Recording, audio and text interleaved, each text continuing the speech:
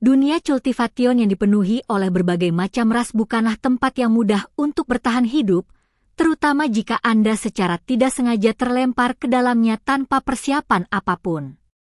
Semuanya bermula dari sebuah kejadian perjalanan waktu yang sangat tiba-tiba.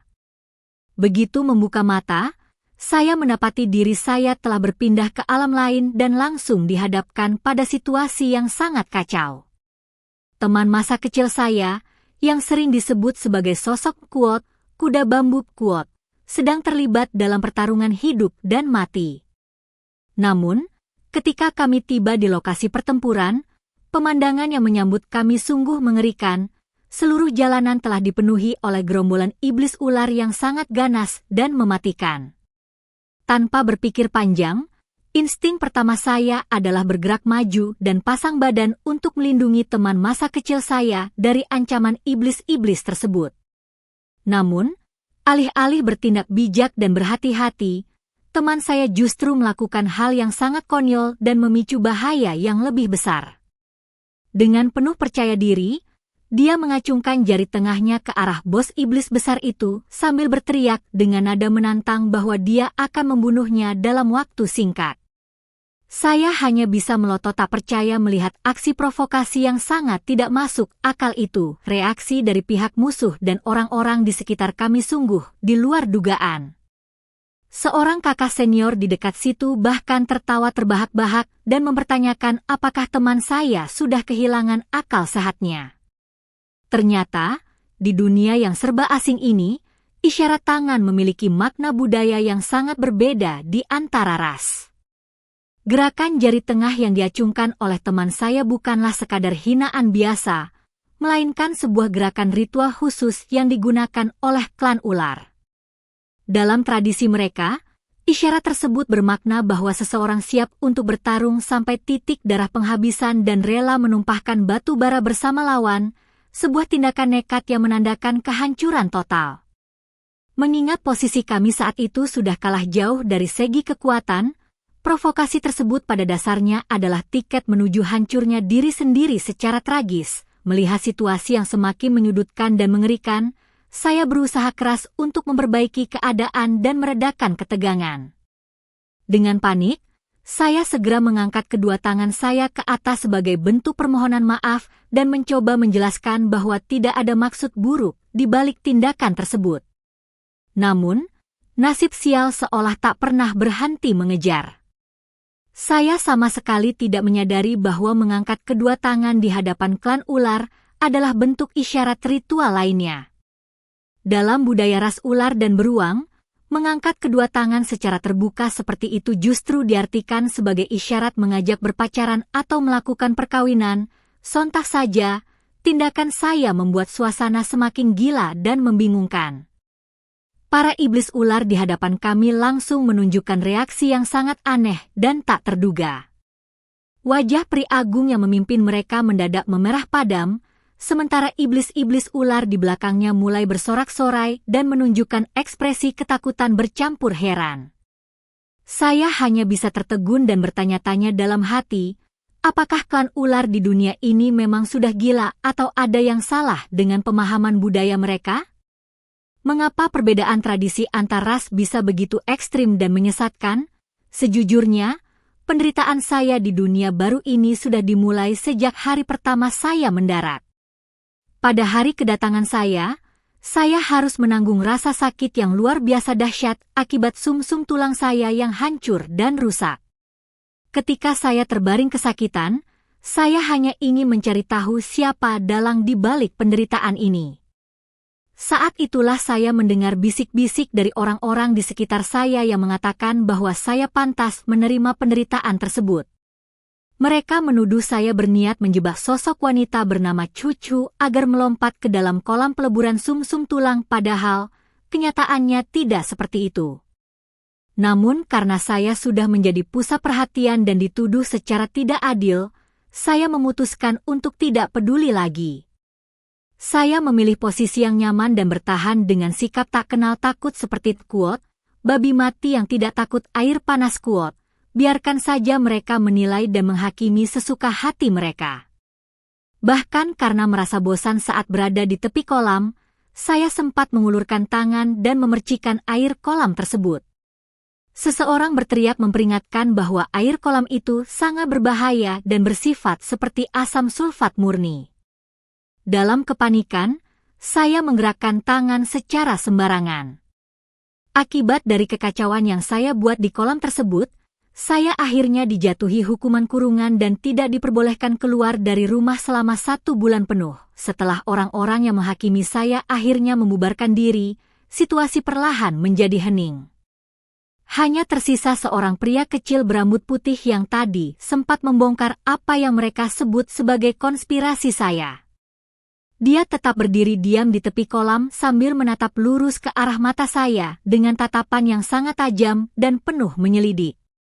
Sensasi dingin mendadak merayapi tengkuk saya, membuat saya merinding seketika. Tiba-tiba, pria berambut putih itu mendekat dan berbisik dengan nada yang sangat yakin bahwa saya bukanlah sosok Bai Fuling yang asli.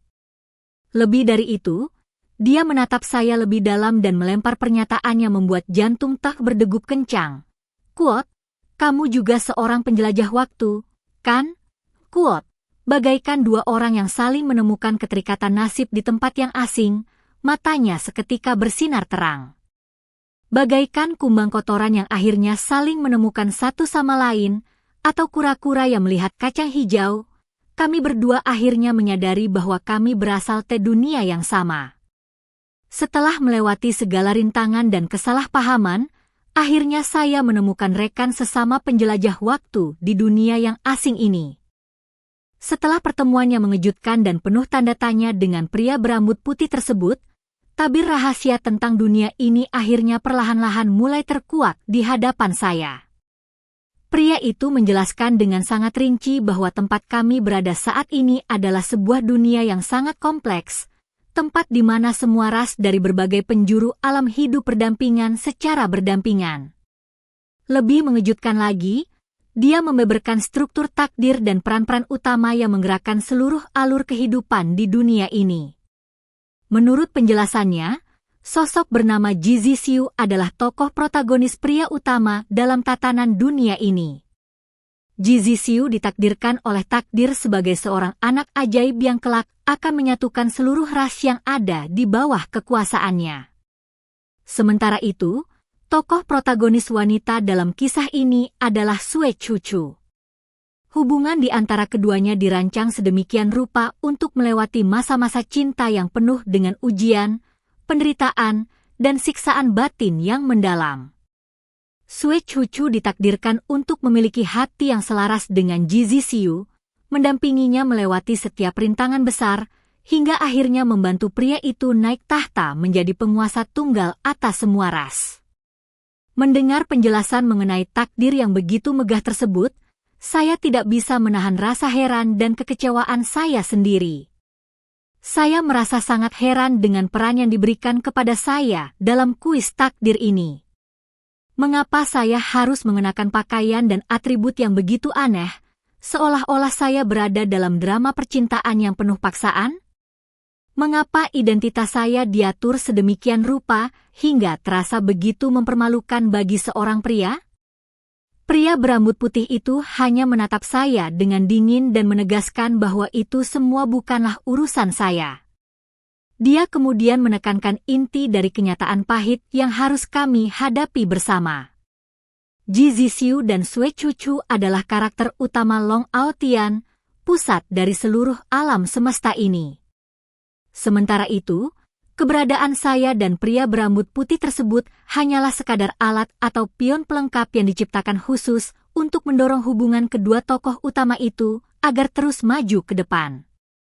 Singkatnya, karena kami berdua adalah penjelajah waktu yang terlempar ke dunia ini, kami tidak memiliki kebebasan mutlak. Kami diwajibkan untuk menyelesaikan setiap misi cerita yang diberikan oleh sistem dengan jujur dan patuh. Ada aturan main yang sangat ketat dan berbahaya di dunia ini. Kami sama sekali tidak boleh mengkhianati persona atau latar belakang karakter yang telah ditetapkan. Jika ada yang berani melanggar atau bertindak di luar skenario kepribadian karakter, konsekuensinya sangat mengerikan.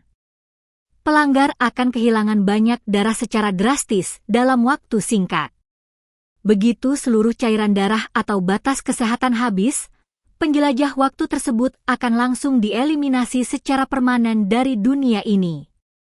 Setiap penjelajah waktu memulai perjalanannya dengan 1 unit kesehatan dasar, HP, yang sangat rentan. Untuk bertahan hidup dan memperpanjang nyawa, kami harus rajin menyelesaikan berbagai tugas yang diberikan oleh sistem guna meningkatkan akumulasi poin kesehatan. Syarat mutlak bagi siapa saja yang ingin keluar dan pulang meninggalkan dunia yang asing ini adalah memiliki poin kesehatan akumulatif sebanyak 99 OHP. Namun, tantangannya tidak berhenti di situ. Semakin tinggi tingkat kesehatan yang berhasil dikumpulkan oleh seorang penjelajah waktu, tingkat kesulitan misi yang akan ditugaskan oleh sistem pun akan menjadi berkali-kali lipat lebih sulit dan mematikan. Pria berambut putih itu mengaku bahwa dia sudah terlempar ke dunia ini sejak 3 bulan yang lalu, dan saat ini poin kesehatannya yang tersisa hanya tinggal 10 HP saja. Seluruh informasi vital mengenai tugas, tingkat kesehatan, dan perkembangan misi tersebut dapat dipantau secara langsung melalui sebuah panel tugas transparan yang mengapung di udara. Pria berambut putih itu meyakinkan saya bahwa panel tersebut akan segera muncul di hadapan saya. Namun, sebuah pertanyaan mendadak terlintas di pikiran saya. Ketika dia memberikan pil obat kepada saya sebelumnya, apakah tindakan tersebut tidak dianggap sebagai bentuk pengkhianatan terhadap latar karakter yang justru membahayakan nyawanya sendiri? Seketika itu juga, pria berambut putih itu panik saat melihat panel tugasnya sendiri dan berteriak bahwa dia kehabisan darah. Dengan panik, dia menepuk dadanya sendiri sambil memohon maaf. Ternyata, dia sempat lupa bahwa saya adalah rekan satu timnya. Kesehatannya yang sebelumnya sempat menurun drastis akhirnya berhasil pulih sepenuhnya berkat penggunaan teknik khusus bernama Kuot, tamparan gunung Kuot. Dia beruntung karena selama ini tidak ada musuh yang benar-benar memukulnya secara fatal. Pria itu kemudian memamerkan alat penyelamat hidup utamanya, yaitu sebuah kemampuan teleportasi yang luar biasa. Dengan kemampuan itu, dia bisa langsung melarikan diri begitu mendarat di area berbahaya, sehingga tidak ada musuh yang mampu mengejar atau menangkapnya. Dia menawarkan agar mulai saat ini saya dan dia menjalankan setiap misi secara bersama-sama. Menurutnya, berjuang berdua akan membuat segalanya menjadi jauh lebih mudah dan aman. Meskipun saya sempat ragu dan mempertanyakan kebenarannya, dia meyakinkan saya bahwa tidak ada alasan baginya untuk berbohong. Pada akhirnya, saya menyadari alasan sebenarnya di balik antusiasmenya yang begitu besar untuk membantu saya. Dia hanya ingin mencari rekan untuk berbagi penderitaan dan kebencian dari sistem. Dari sinilah tim kecil kami resmi terbentuk. Dalam perjalanan selanjutnya, demi menjaga latar karakter dan tidak mengurangi kesehatan, kami harus berpura-pura saling berdebat dengan sengit setiap kali bertemu. Bahkan saat adik perempuan saya membawakan obat harian untuk saya agar terhindar dari deteksi pengkhianatan sistem. Setelah memahami tatanan dunia yang rumit serta sistem akumulasi poin kesehatan yang penuh risiko, langkah kami selanjutnya adalah menghadapi salah satu ajang paling bergengsi dan menentukan di dunia ini, yaitu uji coba semua ras, Wanzhou Shilian. Ajang yang diselenggarakan setiap 3 tahun sekali ini bukan sekadar kompetisi biasa, melainkan satu-satunya jalur utama untuk mendapatkan hadiah-hadiah khusus bernilai tinggi yang tidak bisa diperoleh melalui cara apapun di luar sana. Oleh karena itu, hampir seluruh praktisi dan kultivator dari berbagai pelosok alam berbondong-bondong datang untuk mempertaruhkan nasib mereka. Matahari di akhir bulan menjadi saksi ketika saya dan adik perempuan saya melangkah masuk ke arena latihan tempat uji coba digelar. Lapangan tempat berkumpulnya para peserta berbentuk lingkaran yang luar biasa luas, seolah membentang tanpa batas.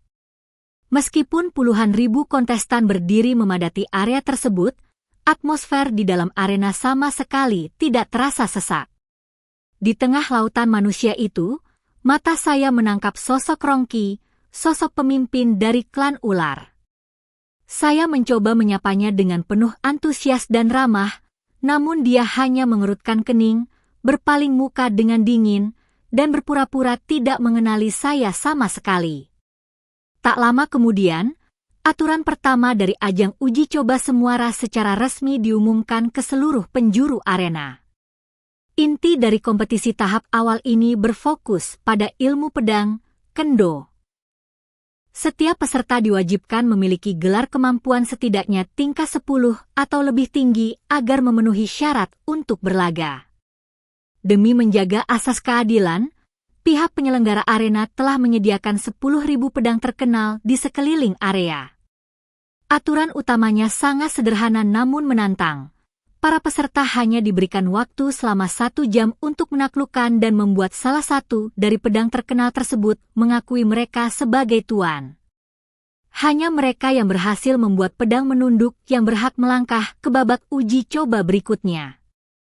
Begitu aturan diumumkan, suasana arena langsung berubah menjadi kacau. Banyak kontestan tanpa berpikir panjang langsung berebut dan mengerahkan berbagai trik untuk menguasai pedang terkenal. Namun, kontainer atau tempat penyimpanan pedang-pedang tersebut sama sekali tidak bergeming oleh usaha sembarangan. Di sisi lain, sosok-sosok kuat menunjukkan dominasi mereka.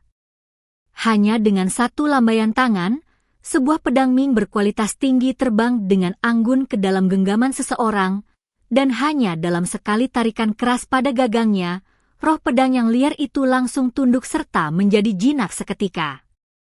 Melihat pemandangan di mana kekuatan-kekuatan dahsyat saling beradu, saya memberanikan diri menerobos kerumunan dengan penuh percaya diri untuk merebut pedang saya sendiri. Namun, setelah mengamati beberapa saat, saya menyadari fakta pahit. Pedang-pedang terkenal ini memiliki keangkuhan yang luar biasa. Mereka tidak sudi dipasangkan dengan sembarang orang. Bahkan individu kuat dari generasi ke-8 atau ke-9 pun banyak yang gagal menaklukkannya. Di tengah situasi yang tidak menguntungkan tersebut, otak saya berputar cepat untuk mencari jalan keluar secara tidak biasa. Saya memutuskan untuk melancarkan aksi gertakan dan modus tipu-tipu yang sangat konyol namun penuh keyakinan. Saya berpura-pura mengaku sebagai Qin Shi Huang yang bangkit kembali, lalu melancarkan propaganda unik bernama taktik Quote, Vivo 500 Quote.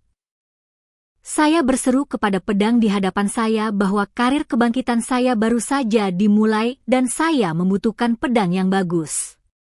Saya menawarkan kesempatan kepada pedang tersebut untuk menjadi bagian atau pemegang saham dari perjalanan besar saya, serta berjanji akan mengangkatnya menjadi Jenderal Agung setelah tujuan saya tercapai. Luar biasanya, pedang terkenal itu tampaknya terpengaruh oleh bualan gila saya dan akhirnya setuju untuk mengikat kesepakatan. Pedang terkenal yang berhasil saya dapatkan ini memiliki keahlian khusus bernama niat membunuh pedang yang terkenal. Setiap kali pedang diayunkan, serangannya mampu memberikan kerusakan setara dengan 10% dari total kesehatan musuh, dan persentase ini akan terus meningkat hingga maksimal 20% seiring menurunnya sisa kesehatan lawan.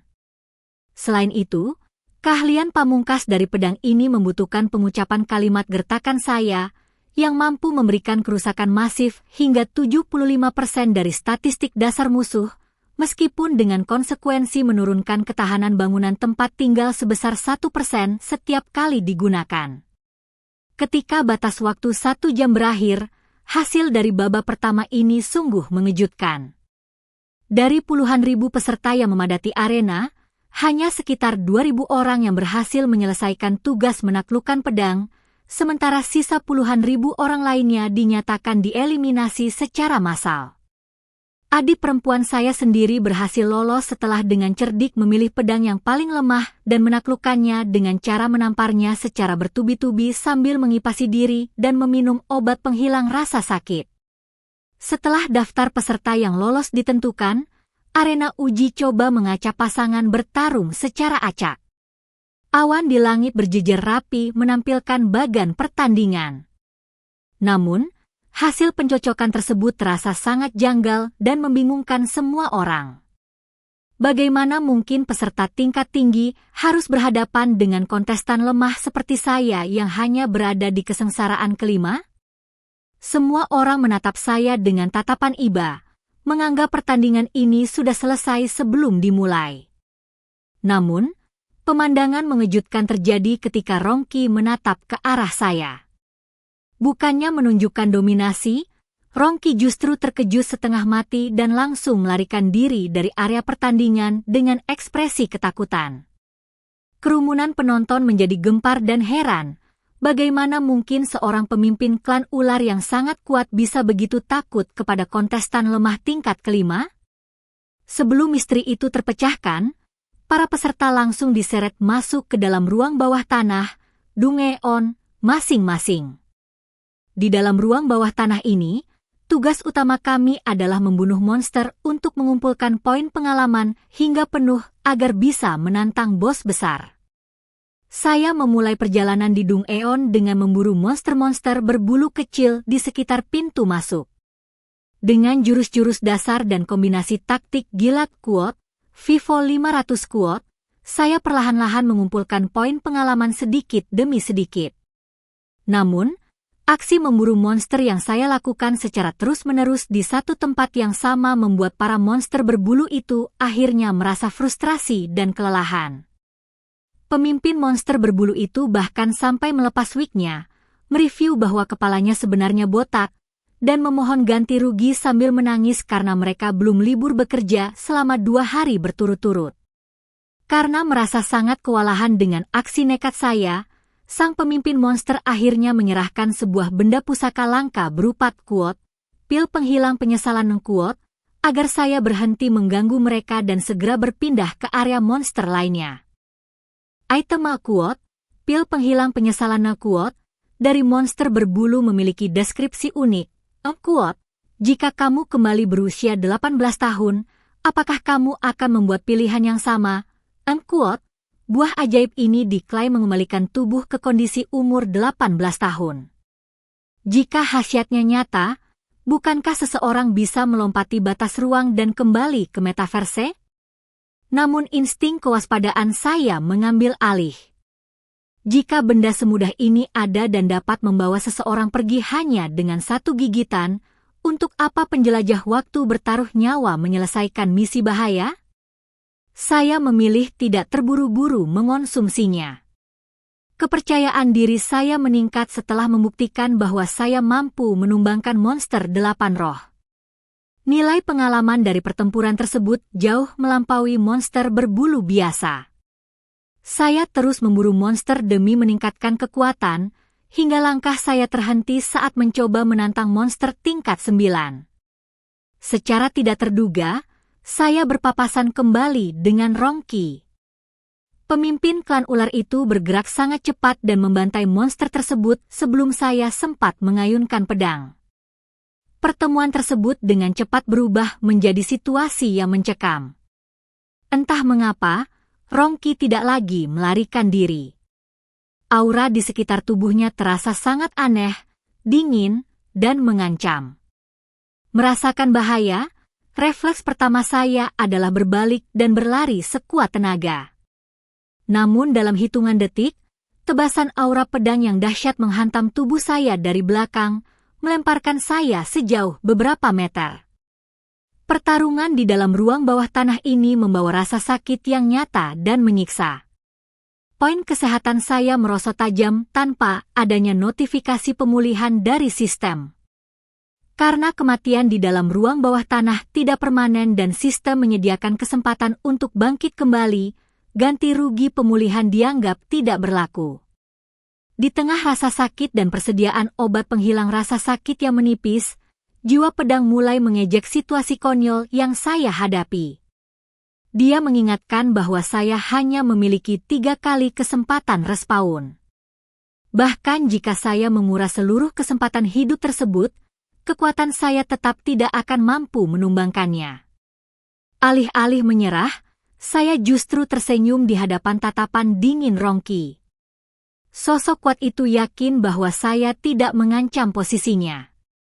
Demi memprovokasinya kembali, saya nekat mengacungkan jari tengah tepat ke arah matanya. Pertarungan hidup dan mati berlanjut dengan brutal. Setelah kebangkitan saya, kejadian aneh melanda tubuh Rongki. Kuot, pil penghilang penyesalan kuot, yang saya simpan terpaksa saya gunakan padanya di tengah kekacauan. Efek pil tersebut bekerja mengejutkan pada klan ular. Pria berusia ratusan tahun itu menyusut drastis kembali ke kondisi fisik umur 18 tahun, mengubah wujudnya menjadi ular hitam kecil dengan ujung ekor putih. Dengan wujud barunya yang kecil dan tidak berdaya, kekuatan tempurnya langsung sirna. Saya segera meraih bagian vital tubuhnya, bagian 7 inci yang menjadi kelemahan utama ular, dan melemparkannya ke dalam sarang monster liar. Sementara Rongki sibuk bertahan hidup di tengah kepungan monster, saya berbalik dan berlari menyelamatkan diri.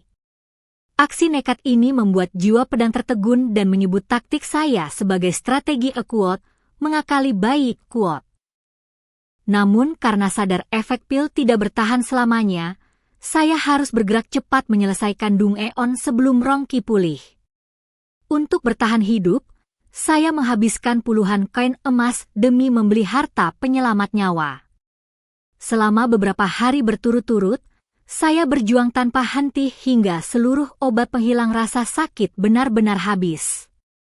Saat berjalan menuju sungai untuk mengambil air bersih, saya menangkap sosok ular hitam kecil yang penuh luka di tepi air. Tubuhnya sangat lemah hingga akhirnya pingsan di atas tanah basah. Meskipun tahu ular kecil ini adalah Rongki yang saya celakakan, hati nurani saya tidak tega membiarkannya mati.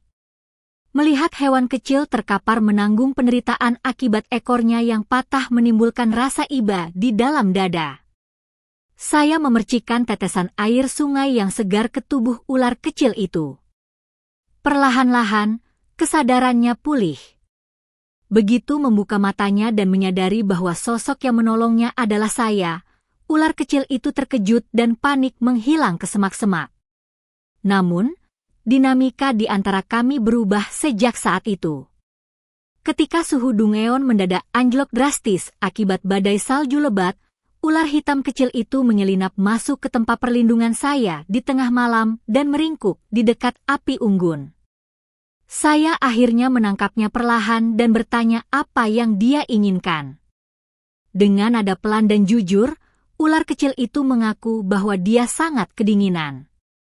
Momen ketulusan ini menjadi titik balik penting. Karena sadar kami tidak mungkin menyelesaikan Dung Eon secara individu, kesepakatan aliansi akhirnya terjalin. Rongki menawarkan diri memandu saya menuju markas bos besar, sang leluhur pedang, serta membeberkan cara menamatkan permainan. Sebagai imbalannya, dia hanya menginginkan batu jiwa yang akan jatuh setelah leluhur pedang dikalahkan untuk membangkitkan kembali saudara kembarnya. Rongki mengucapkan sumpah suci di hadapan hukum alam bahwa dia bertindak tulus. Dari sinilah aliansi strategis antara penjelajah waktu dan pemimpin klan ular resmi dibentuk. Di tengah keheningan malam dan deru angin salju yang bertiup di luar tempat perlindungan, aliansi tak terduga antara saya dan Rongki membuka lembaran kisah masa lalu yang penuh dengan penderitaan. Sambil memanggang ikan di sekitar api unggun yang menyala redup, sosok pemimpin klan ular tersebut perlahan-lahan membeberkan tragedi kelam yang selama ini menimpa dirinya dan saudara kembarnya. Kisah tersebut membawa sudut pandang baru yang sangat memilukan mengenai latar belakang kehidupan klan ular di dunia ini. Rongki menceritakan bahwa dia dan saudaranya terlahir sebagai ular kembar yang memiliki ikatan jiwa sangat kuat. Sejak kecil, mereka memegang impian indah yang sederhana, berlatih dengan gigih untuk mencapai keabadian dan akhirnya bisa berevolusi menjadi wujud manusia sepenuhnya. Namun, kenyataan hidup di tatanan dunia pada masa itu sungguh sangat kejam. Klan ular dianggap sebagai spesies makhluk yang berada di kasta paling rendah, terbelakang, serta dicap secara tidak adil sebagai ras yang dingin, licik, dan tidak berhati nurani. Akibat prasangka buruk tersebut, tidak ada satupun sekte kultivasi besar yang bersudi menerima anggota dari klan ular sebagai murid mereka. Hingga pada suatu hari, sebuah titik terang terpancar ketika kabar dari luar gunung terdengar. Sekte pedang yang legendaris secara terbuka mengumumkan bahwa mereka sedang merekrut murid-murid baru dari seluruh ras tanpa terkecuali. Saudara kembar Rongki yang sangat gembira langsung membawanya bergegas menuju sekte pedang untuk mengadu nasib. Namun, harapan indah itu mendadak hancur berkeping-keping begitu mereka tiba di lokasi. Alih-alih mendapatkan kesempatan bertarung secara adil, yang mereka saksikan adalah pemandangan mengerikan di mana banyak calon murid dibantai dan melarikan diri untuk menyelamatkan nyawa. Sekte pedang ternyata melancarkan perburuan berdarah terhadap peserta dari ras-ras lemah. Dalam kepanikan, Rongki yang kala itu memiliki fisik sangat lemah tidak mampu berlari cepat dan akhirnya terkepung oleh para pemburu. Melihat adiknya berada dalam bahaya maut, sang kakak yang sebenarnya sudah berhasil meloloskan diri memutuskan untuk berbalik arah. Dia mempertaruhkan nyawanya sendiri demi menghalangi jalan para musuh, hingga akhirnya tewas secara mengenaskan di depan mata Rongki. Kisah biadab tersebut menjadi alasan utama mengapa Rongki begitu terobsesi untuk mendapatkan batu jiwa dari leluhur pedang demi membangkitkan kembali saudara kembarnya yang telah tiada. Mendengar penderitaan yang begitu berat, rasa bersalah menyelimuti hati saya. Saya meminta maaf karena selama ini tidak menyadari betapa sulitnya perjuangan bertahan hidup bagi hewan-hewan kecil dan ras yang terindas di dunia ini. Saya menyesali tindakan konyol saya yang sempat mencekokinya dengan engkuot, pil penghilang penyesalan engkuot, hingga wujudnya menyusut. Namun, Rongki merespons dengan tenang dan menegaskan bahwa itu semua bukanlah kesalahan saya, melainkan takdir rumit yang harus dilalui. Mengingat batas waktu yang semakin mendesak, fokus kami berdua kembali tertuju pada misi utama, menumbangkan sosok bos besar, sang leluhur pedang. Kekuatan pemilik tempat tersebut sungguh tidak terukur dan berada di tingkat yang sangat menakutkan. Bahkan serangan langsungnya saja mampu menghancurkan kultivator manapun dalam hitungan detik. Untuk mengatasi celah kekuatan yang begitu jauh, Rongki membeberkan rencana strategi latihannya yang luar biasa. Saya memegang buah angkasa pavilion batu, sebuah pusaka ajaib yang mampu memanipulasi laju aliran waktu di dalam ruang khusus hingga 1:10.000 dibandingkan dengan aliran waktu di dunia luar. Rencananya, saya diwajibkan untuk menantang kelompok pedang leluhur pedang sekali sehari untuk mempelajari dan menghafal seluruh pola gerakannya. Setelah itu, saya harus segera kembali ke dalam area pavilion batu untuk berlatih dan mengulang gerakan tersebut berkali-kali tanpa henti. Lebih lanjut, Rongki mengajarkan sebuah teknik rahasia penyelamat jiwa untuk mengunci titik-titik kehidupan menggunakan ki sejati, yang menjamin saya mampu meloloskan diri dari tebasan mematikan leluhur pedang setiap kali latihan berlangsung. Namun, kendala besar kembali menghadang perjalanan kami.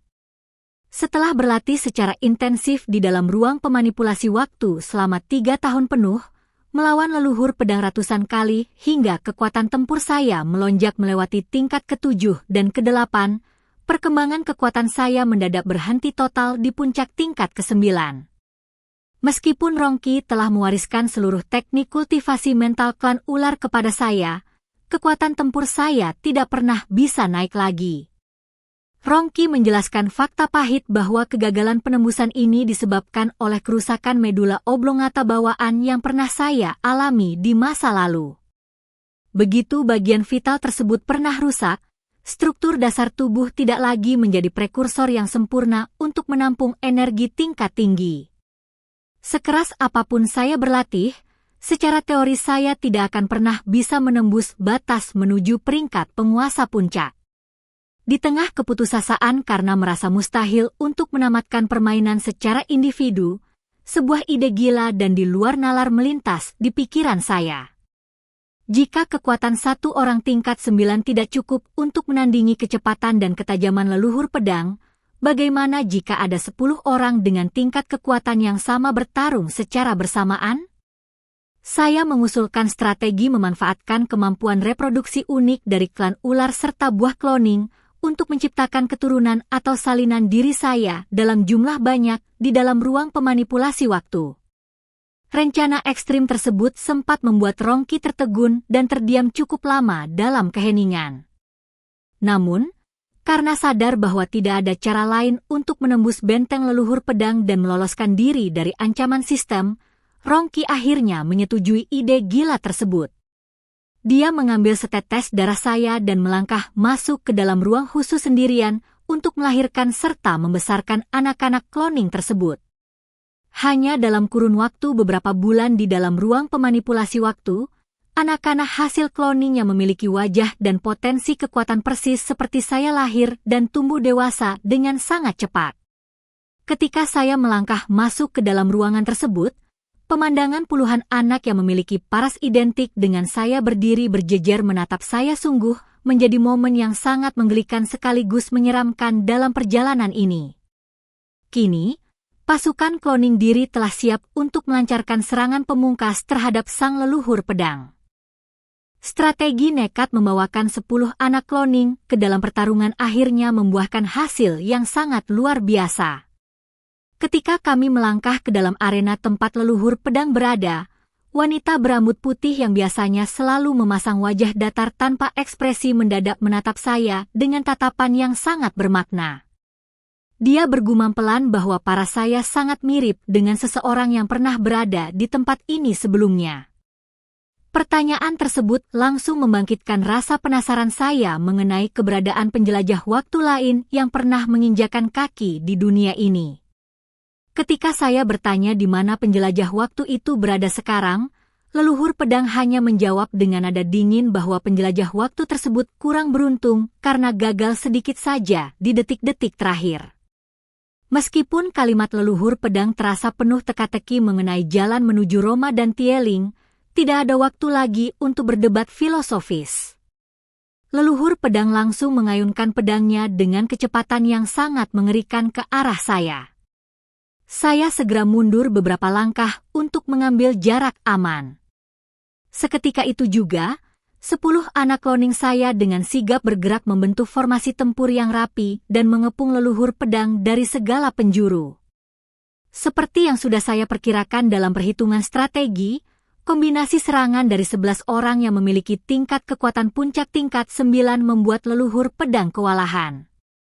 Dalam waktu kurang dari setengah jam, pertahanan kuat sang bos besar akhirnya hancur dan dia berhasil ditumbangkan secara telak. Saat poin kesehatan leluhur pedang menyentuh angka 0, sebuah fenomena aneh terjadi di dalam ruang bawah tanah tersebut. Rongki yang sebelumnya berada dalam wujud penyusutan mendadak pulih kembali ke wujud aslinya, sementara 10 anak cloning saya perlahan-lahan menghilang tanpa bekas. Sistem secara otomatis menarik kembali seluruh kemampuan dan bantuan sementara yang saya dapatkan selama berada di dalam ruang pemanipulasi waktu. Kekuatan tempur saya disesuaikan kembali ke tingkat 6. Di saat yang sama, batu jiwa yang menjadi imbalan utama dijatuhkan ke tanah. Namun, sesuai dengan aturan aliansi, sebuah ilusi duel dimulai untuk memperebutkan batu jiwa tersebut. Rongki dengan penuh kehormatan mengucapkan mantra untuk menekan kekuatan tempurnya sendiri menjadi tingkat 6 selama 6 detik demi bertarung secara adil dengan saya. Meskipun kekuatan fisik saya diturunkan kembali, pengalaman tempur yang saya dapatkan dari latihan tanpa henti selama bertahun-tahun di dalam Dung Eon tidak pernah hilang dari ingatan saya. Namun, tepat ketika jemari kami berdua hampir menyentuh permukaan batu jiwa tersebut, saya sengaja mengerem gerakan saya dan membiarkan Rongki merebutnya. Rongki tertegun dan mengucapkan terima kasih atas kemurahan hati saya, meskipun saya mencoba menutupinya dengan nada bergurau. Sebenarnya, ada alasan yang sangat realistis mengapa saya menyerahkan batu jiwa itu kepadanya. Saat bertarung tadi, notifikasi pemulihan dari sistem berbunyi, mengingatkan saya pada aturan latar karakter asli. Jika saya mendapatkan batu jiwa yang sangat berharga tersebut, sistem akan memaksa saya untuk menyerahkannya kepada Jizisiu demi mendorong alian cerita utama. Saya tentu saja tidak sudi menyerahkan hasil kerja keras saya kepada pria tersebut. Meskipun armada bos di alam rahasia telah berhasil dikalahkan dan memberikan bonus kesehatan permanen serta poria kokos, kekalahan saya dalam duel memicu hukuman dari sistem. Senjata utama saya melayang pergi ditarik oleh kekuatan gaib yang tak terlihat. Senjata tersebut dibawa pergi sebagai konsekuensi duel.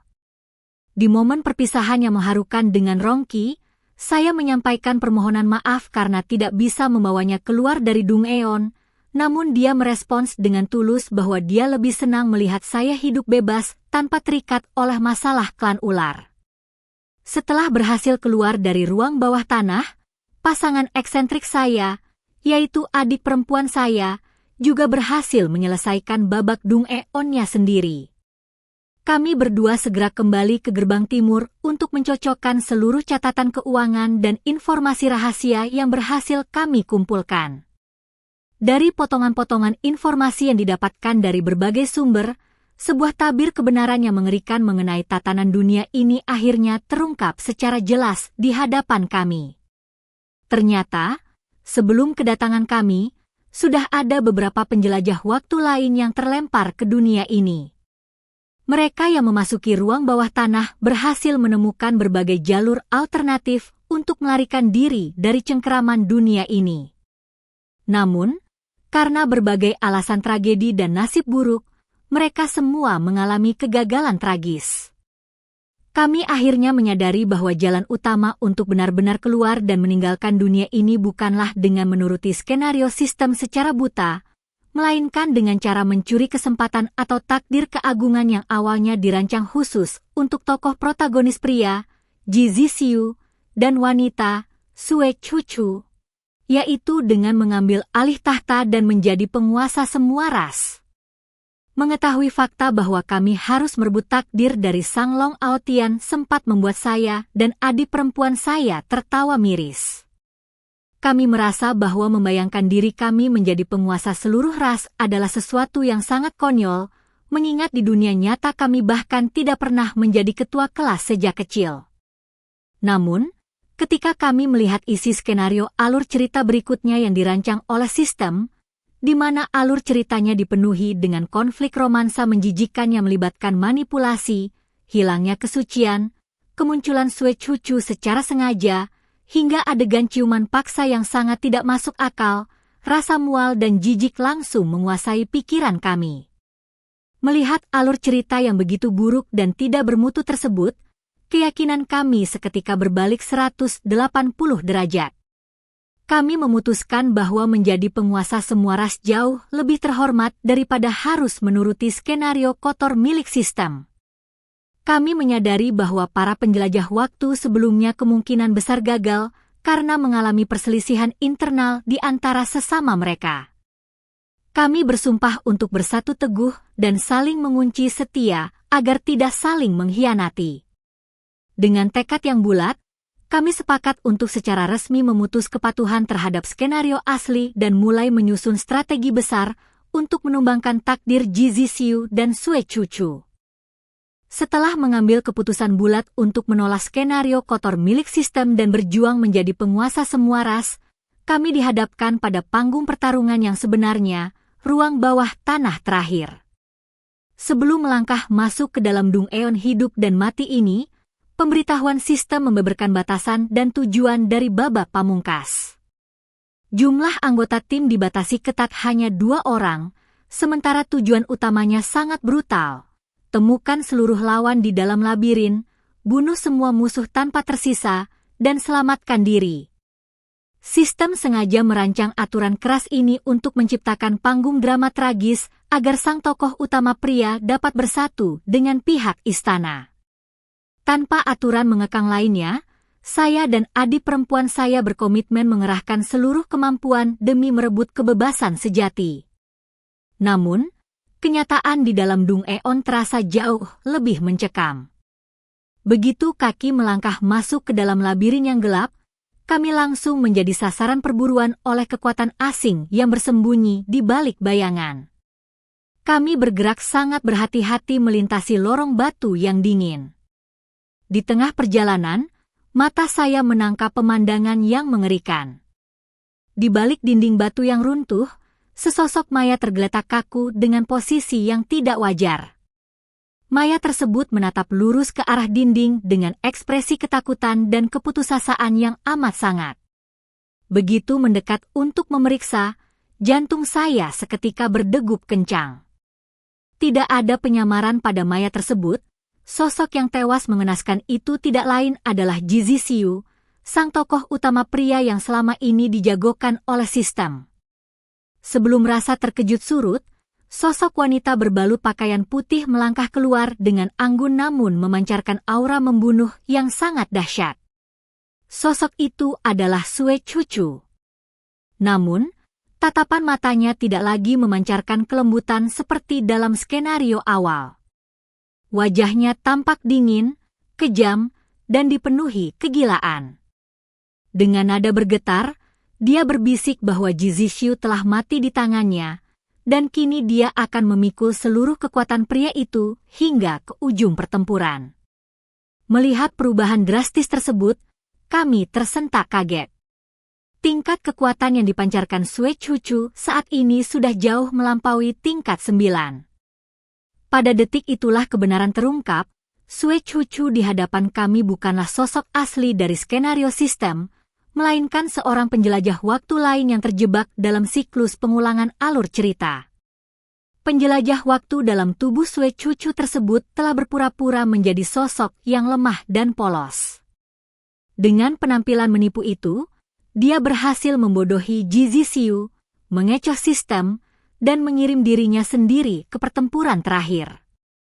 Begitu tiba di dalam Dung Eon ini, dia melancarkan aksi pengkhianatan, membunuh Jizi Xiu secara dingin dan menyerap seluruh akumulasi kultivasinya. Dengan emosi meluap, penjelajah waktu dalam tubuh Sue Chuchu membeberkan penderitaan batinnya. Dia berteriak menanyakan mengapa dirinya harus selalu berputar di sekitar Jizi Xiu setiap kali pria itu muncul. Mengapa seluruh alur kehidupannya harus dikorbankan demi melayani ego seorang pria? Mengapa dia harus dipaksa menjadi binatang terkurung yang memuja sosok yang sangat dia benci? Bagi dirinya, pemanjaan dari tokoh utama pria adalah sesuatu yang sangat tidak berharga. Pada hari di mana dia berhasil membunuh Jizi Xiu dan membebaskan jiwanya, dia mengaku hampir gemetaran karena bahagia. Namun, dia sadar membunuh tokoh utama pria saja tidak cukup. Satu-satunya cara untuk meraih kebebasan mutlak adalah dengan menumbangkan siapapun yang menghalangi jalannya keluar dari dunia ini dan menjadi pemenang tunggal sebagai penguasa semua ras. Meskipun dalam hati merasa simpati, kenyataan hidup di dalam Dung Eon sangatlah kejam. Hanya akan ada satu pemenang yang berhak keluar hidup-hidup dari tempat ini, dan pertarungan tidak lagi dapat dihindari. Pertarungan dahsyat seketika pecah. Saya dan adik perempuan saya menyatukan sisa tenaga untuk melancarkan serangan balasan. Namun, celah kekuatan akibat serapan kultivasi Jizi Xiu membuat Sue Chuchu terlalu dominan.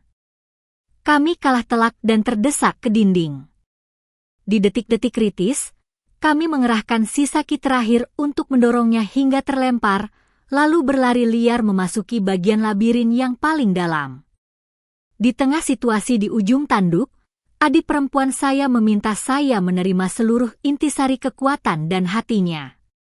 Rencana ekstrim tersebut sangat berisiko, namun kata-kata leluhur pedang mendadak bergema kembali. Kuot, ada lebih dari satu jalan menuju Roma.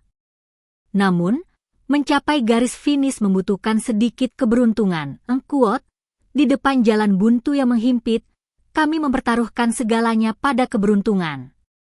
Aroma segar dan intisari kekuatan dari adik perempuan saya merasuk masuk ke dalam tubuh saya.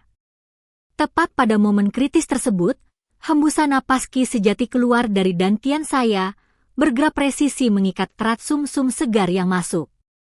Seketika itu juga, teknik rahasia pengunci titik kehidupan yang dahulu diajarkan oleh Rongki mendadak aktif secara otomatis. Segala kesalahpahaman dan keputusan nekat sejak hari pertama ternyata menjadi mata rantai vital yang membentuk keberuntungan sempurna di detik-detik terakhir.